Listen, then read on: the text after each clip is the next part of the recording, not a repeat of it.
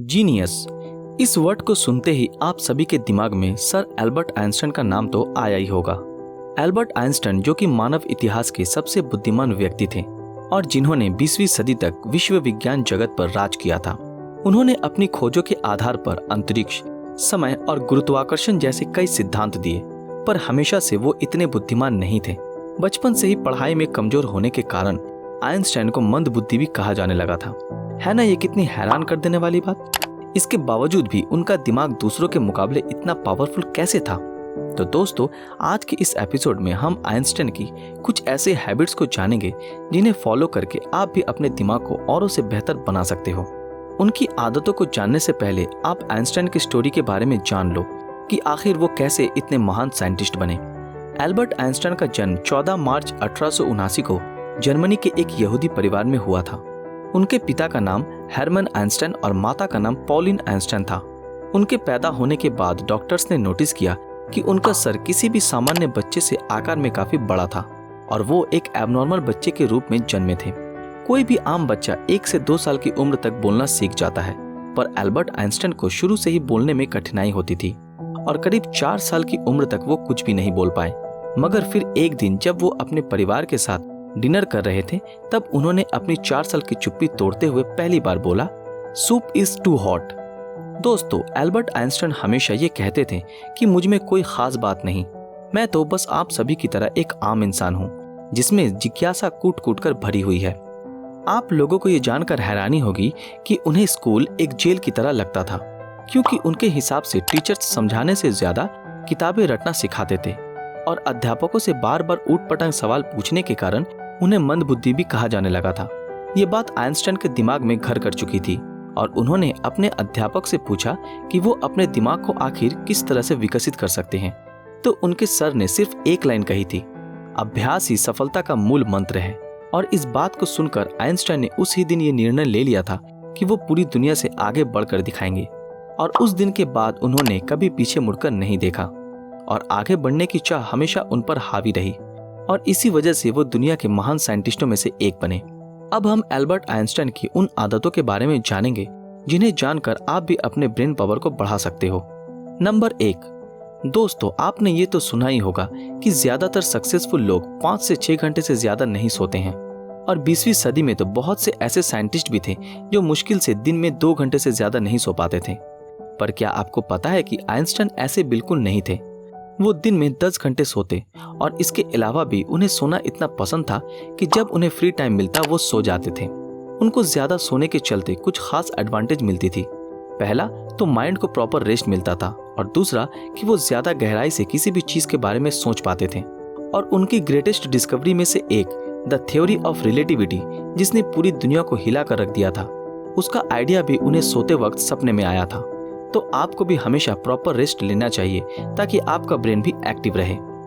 Number 2, उनकी दूसरी आदत ये थी कि वो डेली वॉक पर जाया करते थे। इसके पीछे कारण ये था कि वॉक पर जाने से हमारा ब्रेन फ्री रहता है, जिससे कि नए नए और इनोवेटिव आइडिया भी दिमाग में आते रहते हैं।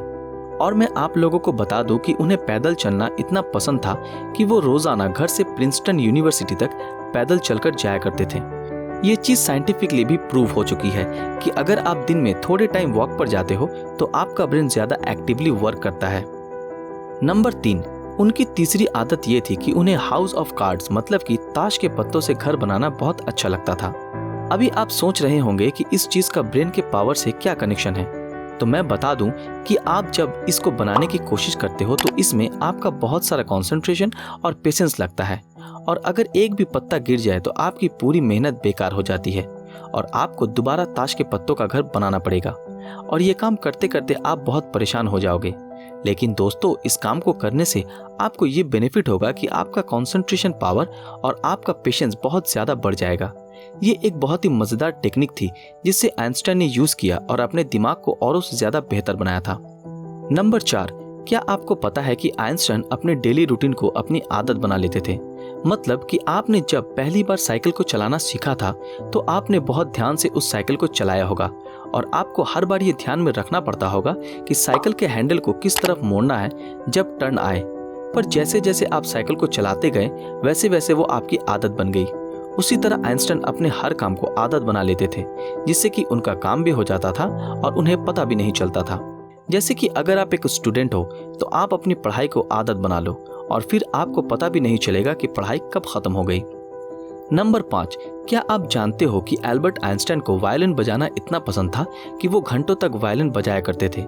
लेकिन हमेशा से ऐसा नहीं था। जब वो छोटे थे तब आइंस्टाइन की मॉम ने उन्हें एक वायलिन गिफ्ट दिया था, पर आइंस्टाइन को उसमें जरा भी इंटरेस्ट नहीं आ रहा था। लेकिन एल्बर्ट ने सोचा कि मुझे अपने माइंड को चेंज करना चाहिए, तो फिर उन्होंने एक वायलिन प्ले सुना और वो उन्हें इतना ज्यादा पसंद आया कि आइंस्टाइन ने तुरंत वायलिन बजाना सीखा। इस बात से उनकी ये क्वालिटी का पता चलता है कि वो अपने माइंड से किसी भी चीज की नेगेटिविटी को आसानी से निकाल सकते थे। और आइंस्टाइन के हिसाब से किसी भी म्यूजिकल इंस्ट्रूमेंट को सीखना आपके ब्रेन के लिए एक बहुत अच्छी एक्सरसाइज और ट्रेनिंग होती है और इससे नई नई चीजें सीखने और जानने को मिलती है। एल्बर्ट आइंस्टाइन ने एक बार ये बोला था कि उनको लाइफ में सबसे ज्यादा खुशी वायलिन को बजाने से मिलती है। तो आपको अपने डेली लाइफ में कोई भी म्यूजिकल इंस्ट्रूमेंट को प्ले करना जरूर सीखना चाहिए, ताकि आपके ब्रेन की लर्निंग कैपेसिटी और पावर बढ़ सके। तो दोस्तों, ये थी एल्बर्ट आइंस्टाइन के कुछ हैबिट्स, जिन्हें फॉलो करके आप दूसरों से ज्यादा स्मार्ट बन सकते हैं और अपनी मेमोरी को और तेज कर सकते हैं।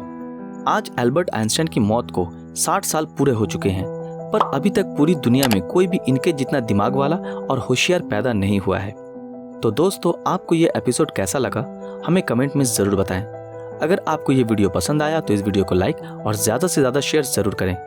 अगर आपने अभी तक हमारे इस चैनल को सब्सक्राइब नहीं किया तो सब्सक्राइब करके बेल आइकन ऑन कर दें, ताकि आने वाली हर नई वीडियो आप तक सबसे पहले पहुंच जाए। तो फिर मिलते हैं आपके साथ अगले वीडियो में। Thanks for watching.